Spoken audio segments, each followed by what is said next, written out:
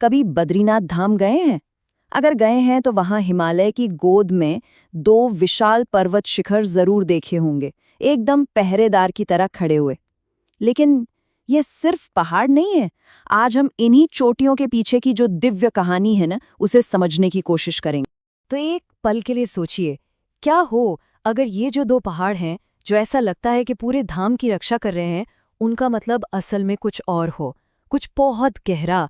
बस यही सवाल है जो आज हमारी इस पूरी बातचीत का सेंटर पॉइंट है। देखिए, ये सिर्फ भूगोल का हिस्सा नहीं है, मतलब सिर्फ पहाड़ नहीं है। हमारी परंपरा में तो इन्हें जीता जागता प्रतीक माना जाता है। एक का नाम है नर पर्वत, दूसरे का नारायण पर्वत, और खास बात यह है कि ठीक इनके बीच से बहती है पवित्र अलकनंदा नदी। अच्छा, तो इनका मतलब क्या है, ये समझना बहुत दिलचस्प है।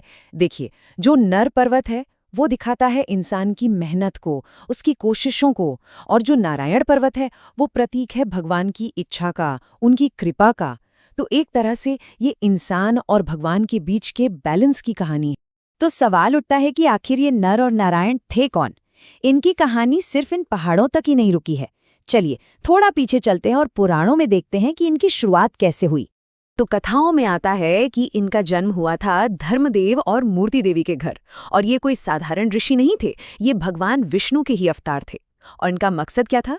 पृथ्वी पर धर्म की स्थापना करना। इसमें जो नर थे वो बने इंसान की तपस्या और मेहनत का सिंबल, और नारायण तो खैर स्वयं भगवान विष्णु का ही रूप थे। ठीक है, तो बद्रीनाथ का इन ऋषियों से क्या लेना देना? कहानी ये है कि नर और नारायण ने ठीक इसी जगह पर, जिसे उस जमाने में बद्रिकाश्रम कहते थे, इतनी कठोर तपस्या की, इतनी कठोर कि इस जगह का पूरा स्वरूप ही बदल गया। और ये कोई छोटी मोटी साधना नहीं थी, हम बात कर रहे हैं हजारों साल की। सोचिए, हजारों साल की कठोर तपस्या। ये एक ऐसा लेवल का डेडिकेशन है जिसे आज के समय में इमेजिन करना भी मुश्किल है। और कहानी में एक बहुत सुंदर मोड़ आता है।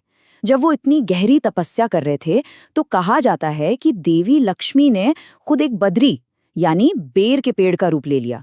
क्यों? ताकि नारायण को खराब मौसम से बचा सकें और उनकी साधना में कोई रुकावट ना आए।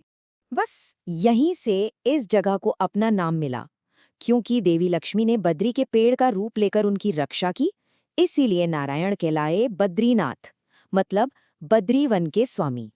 तो क्या लगता है कहानी यहीं खत्म हो गई? नहीं, बिल्कुल नहीं। इनकी कहानी का एक और बहुत बड़ा चैप्टर अभी बाकी था। इनका मकसद एक नए युग में एक बहुत बड़े स्टेज पर फिर से सामने आना था। और वो कनेक्शन सीधा जुड़ता है महाभारत से। जी हाँ, महाभारत के युद्ध में अधर्म से लड़ने के लिए नर और नारायण ने ही फिर से जन्म लिया। अर्जुन बने नर के अवतार और श्री कृष्ण बने नारायण के। अब समझ आया ये जोड़ी इतनी खास क्यों थी? ये तो हुई पुरानी बात, लेकिन आज के समय में इस कहानी का क्या मतलब है? मतलब आज भी ये जो दो पहाड़ हैं, ये वहां जाने वाले हर तीर्थयात्री के लिए एक बहुत गहरा आध्यात्मिक मैसेज रखते हैं। ये जगह सिंबल है तपस्या का, त्याग का और भक्ति का। और ये हमें ये भी याद दिलाता है कि बीच में जब ये परंपरा थोड़ी धूमिल हो गई थी तो महान आदि शंकराचार्य जी ने ही इसे फिर से जीवित किया, जिसकी वजह से आज हम सभी से जानते हैं। तो आखिर में ये दोनों चोटियां हमें जीवन का एक बहुत बड़ा फॉर्मूला सिखाती हैं।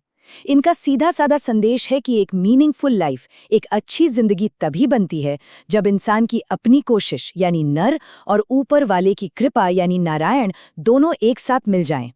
और आखिर में एक सवाल है जिस पर सोचा जा सकता है। ये कहानी हमें सिखाती है कि हर इंसान के अंदर नर यानी कोशिश करने वाला हिस्सा तो है ही, पर उसे हमेशा नारायण यानी दैवीय कृपा की जरूरत पड़ती है। इस पर क्या विचार है? ये एक ऐसा बैलेंस है जिसके बारे में सोचना तो बनता है।